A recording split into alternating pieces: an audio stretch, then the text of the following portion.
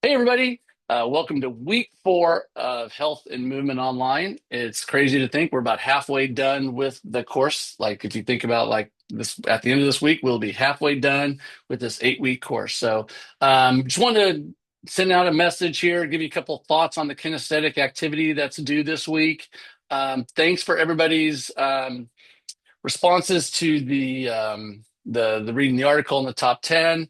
I haven't got those graded yet, but we've done a first little immediate, kind of brief through that, looking at the responses, and hopefully that you were able to get a few things out of that, and that could maybe touched a nerve with you, or at least gave you something like, oh, like that, I can relate to that idea. And if you have any questions or any, questions on the idea of the constant natural freedom movement or want to talk about that anymore, feel free to reach out to me and I'm happy to, chat with you via email, or we can even get together on a Zoom, or you could even, if you're on campus, we could meet here. But I do think it's something that's really important to think about, the idea that using physical activity as a way to motivate students and how to do it properly, how to do it in a way that actually is not just doesn't make sense. Just standing up in the middle of class doing jumping jacks doesn't really make a whole lot of sense for anything.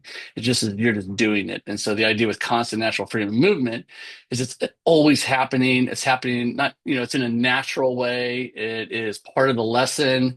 It has to do with academics, all those things. So again, hopefully you were able to get something out of that. Now, this week, we're going to put this into practice and we're going to have you create a kinesthetic activity. Now, it's been out there. The assignment's been out there for a couple weeks, so because it does take a little time.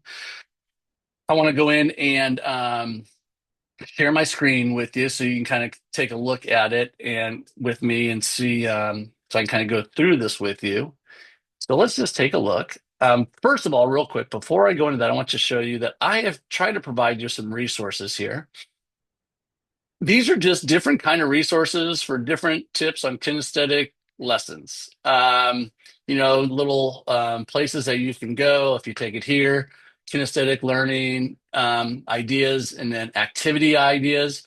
Again, sometimes you just got to go and see what's there.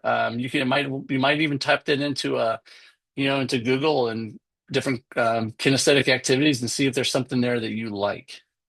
So let's take a look now at the assignment. And I try to give you as much detail as possible when doing this. And if you have any questions, again, please reach out. So what you're going to do is you're going to pick a topic.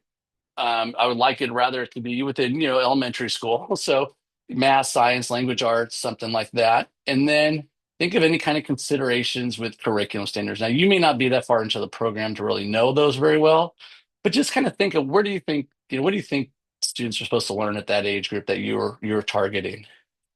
So what you're going to do is you're going to build a lesson plan, and in that lesson plan, you need to have the learning objectives. You need to have an activity. So basically, just make this simple. What do you think students should know or be able to do by the end? And you don't have to make this very formal, but just students will be able to such and such. Students will practice math facts. Students will review spelling words for a weekly test. Something like that might be an example. The next thing is providing the activity description. This step by step is absolutely detailed as possible to the point where I could teach it when I read it. And then if there are any potential risks, thinking when you do stuff in a classroom. So this is what you're going to submit to me. This is what's going to be submitted.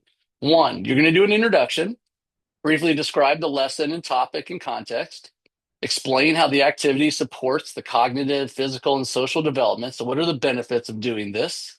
Then you're going to have your objectives, any equipment you may have, and then the step by step instructions. And at the end, what I want you to do is reflect on the lesson and the activity itself and provide a little feedback to yourself of, was this something hard to do? Was this something you enjoyed? Can you see benefit in this? Whatever you think. Kind of how we're going to grade it. And I'm going to add in here, I thought I had that in. I'm going to add in here a example for you. So you'll have something to kind of base it off of that somehow did not get saved into this. So I'm sorry about that when I didn't look at it, but I will get you an example in there in case you need some help with it. So that is going to be this week. And I think this is one of those things when we do these kinesthetic lessons, when we practice, we're going to find out it's actually not that hard to do and actually can make class a lot more fun, keeps it active, keeps things moving.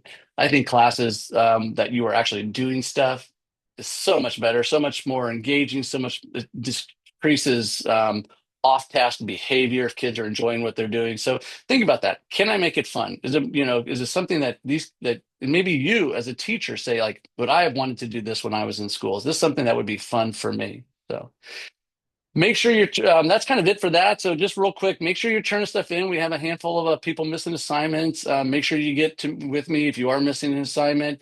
If you think something's coming up or you're going to be late, just make sure you let me know. Hope everything is going terrific for you this semester. And again, if you need anything at all, please reach out and we will talk soon. Bye.